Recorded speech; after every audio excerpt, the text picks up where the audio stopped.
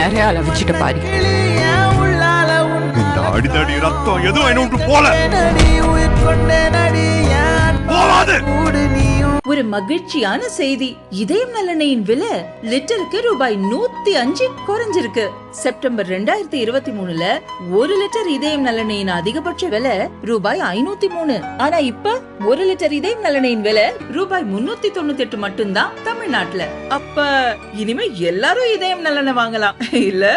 மாநிலத்தின் உரிமையை தாரை வார்த்துவிட்ட முதல்வர் ஸ்டாலின் மாநிலத்தின் சுயாட்சி பாதுகாவலர் ஆகிவிட முடியுமா என முன்னாள் அமைச்சர் ஜெயக்குமார் கேட்டார்.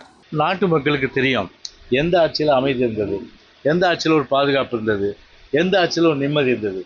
அதிமுக ஆட்சி நிம்மதி இருந்தது, அதிமுக ஆட்சியில் பாதுகாப்பு இருந்தது, அதிமுக ஆட்சியில் வந்து நிம்மதி இருந்தது. அதான் திமுக ஆட்சி நிம்மதி இல்லை, திமுக ஆட்சியில் ஒரு பாதுகாப்பு இல்லை. அந்த ஒரு வித்தியாசத்தை இன்றைக்கு மக்கள் உணர்ந்திருக்கிற நிலையில் கண்டிப்பாக இறுதி எஜமானவர்கள் வந்து மக்களின் அடிப்படையில் அதற்குரிய அந்த பதிலை வந்து நிச்சயமாக ஒரு தக்க பதிலடி திமுக கொடுத்து இனிமேல் திமுகவே கோட்டை பக்கம் வரவிடாமல் செய்து மீண்டும் அனைத்து இந்திய அண்ணா திராவிட முன்னேற்ற கழகத்தை அரியணையில் ஏற்றுவார்கள். உண்மையிலேயே இது ஒரு கேலிக்குரிய ஒரு விஷயந்தான். யாருக்கு மாநில சுயாட்சி பாதுகாவலும் கொடுக்குறது? அதுக்கு விவசாயம் இல்லையா? அதுக்கு ஒரு தகுதி இருக்கா? நான் கேட்குறேன் ஸ்டாலினுக்கு. எந்த ஒரு தகுதியும் இல்லை.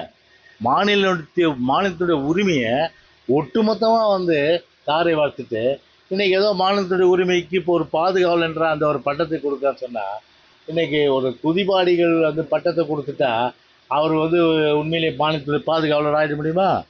ஒரு சுயாட்சி பாதுகாவலர் அந்த பட்டமே வந்து ஒரு அவர்களுக்கு அவரே பட்டம் கொடுத்துப்பாங்க. அதனால் அந்த பட்டமே பார்த்தா வாங்கினா இன்றைக்கி எல்லாம் அது ஒரு கேலிக்குரியதான் வந்து எள்ளி நகையாடுவார்கள். அதெல்லாம் கட்சி முடிவு செய்கிற விஷயம், நான் முடிவு செய்கிற விஷயம்.